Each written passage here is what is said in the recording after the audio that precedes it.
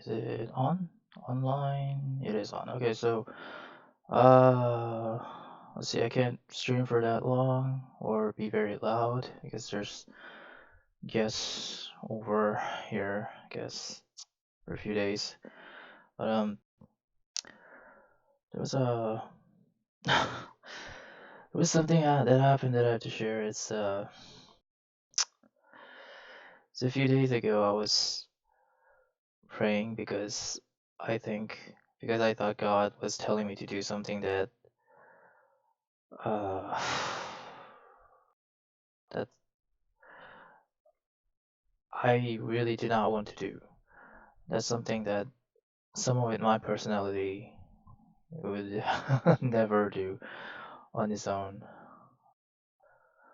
And I was just complaining, just why, why? That wasn't even a prayer. That was just me complaining. Why are you telling me to do this? I never wanted to do this. I know it's not a bad thing, it's a good thing, but gosh, it's me doing it. It's just no way. No way would I do that. And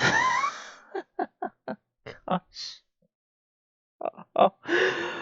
And on the last stream, I shared about Romans chapter 9, verse 19 through 24, and I said, what I got from this basically Apostle Paul saying, we're free to enlist in God's army. He's not gonna draft us. It's totally up to our choice. But once we enlist in the army, what we're gonna do in that army is not up to us. It's up to God. I mean, because he's the king. He's gonna tell us, what position we're gonna serve as, and all that. So when I read that, I I I was I was just reading it. I wasn't thinking about anything. I was just reading it, arrived in that conclusion. And yeah, a few days later, guess what? I was complaining to God about the way he's telling me he wants to use me. And then I remember what I said on the stream. Ah!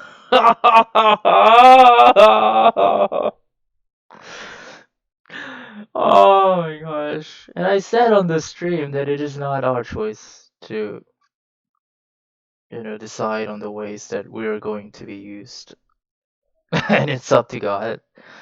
And oh my, oh gosh. And after I realized that, I just couldn't say anything. I mean, what more can I say? I mean, I said that's what I got from the Bible myself, so I can't complain anymore.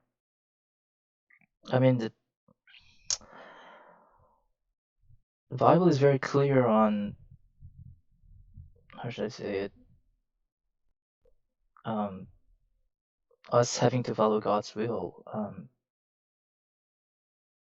Jesus said, uh, some of you come to me and say, "Oh Lord, Lord, I like drove out devils in your name. I performed miracles in your name.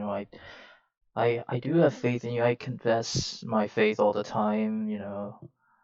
I'm kneeled in front of you. I am confessing. Like I'm calling you Lord. Like seriously, not like mocking or anything like or making a light of it. But I'm seriously doing that." But then he said, "I don't know you because only those who do the will of God is."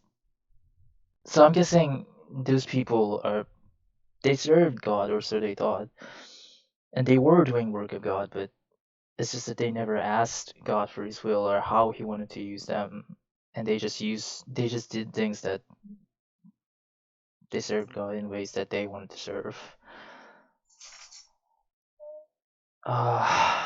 So they're they're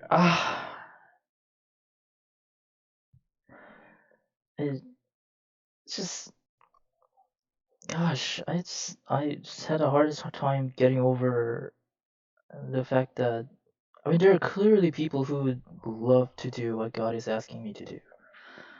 Like, it doesn't have to be me. I mean, I know there's at least one person out there who would do that. I, uh,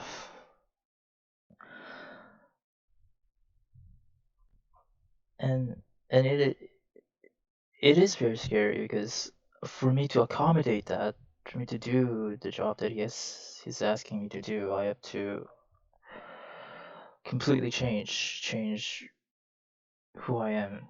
And it's not like, I mean, like, not like from sinful ways. Like, I'm not going out there like mass murdering people every night and God is telling me to change that or anything like that. It's just like let's say I hate reading and God is asking me to do something that involves reading like 24/7, like every day. It's very hard to change. It's like that. It's not like I'm bad or anything. It's just that I have to be complete opposite. It's like I'm introvert and I have to become an extrovert. Oh, this. Oh, and it's just so painful, very scary, and simply put, like I don't want to do it. I don't want to do it. I just like. I mean, if it's sin that he wants me to change, then okay, I'll not do that. Sure. I'll just stop sinning, and I don't have a problem with that, but it's like,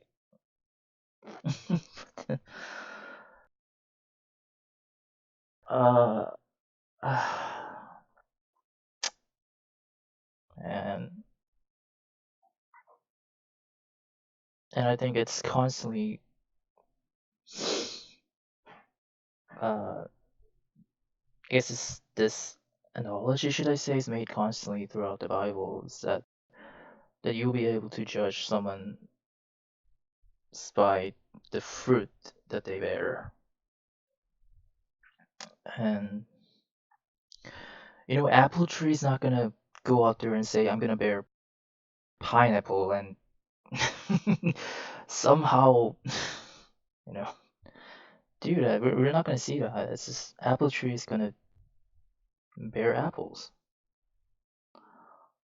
and like that, if I want to bear a different fruit, in this case, the fruit that God wants me to bear instead of what I'm bearing right now, then and yeah, the tree is going to change. It has to change from the root to all the branches.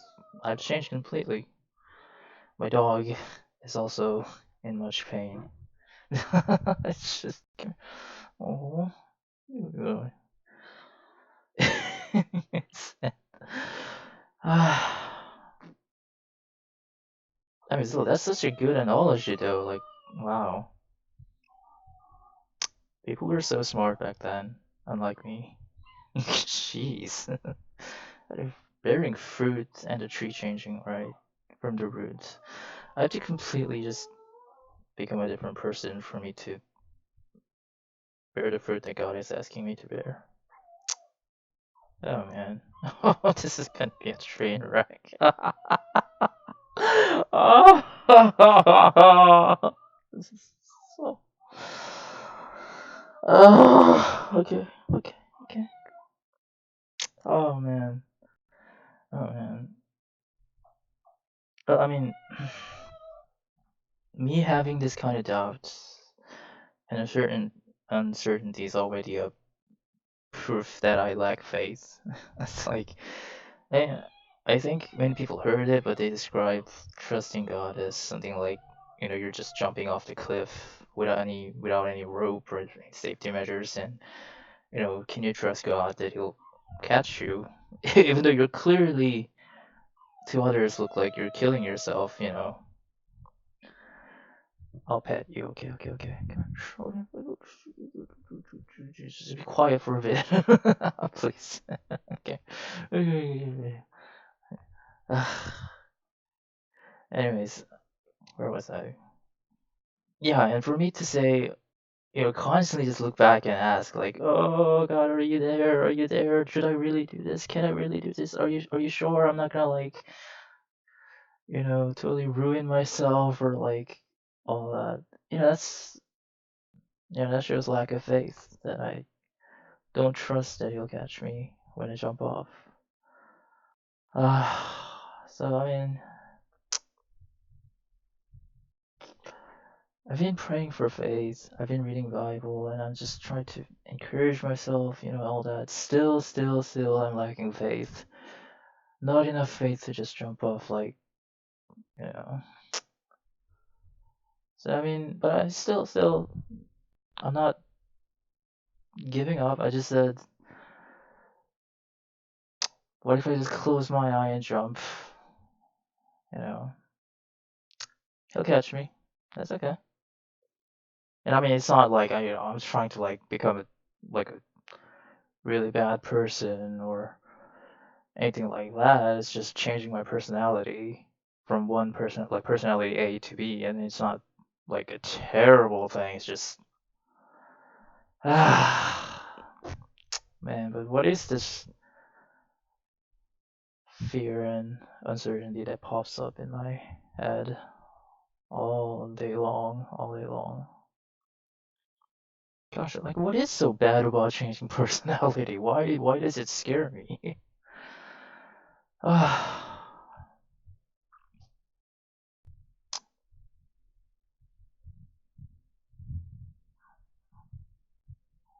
Whatever. I think I believe God is greater than me. So you know what? just I'll just do it. I'll just do it. I'll just I'll just tell him I'm jumping off.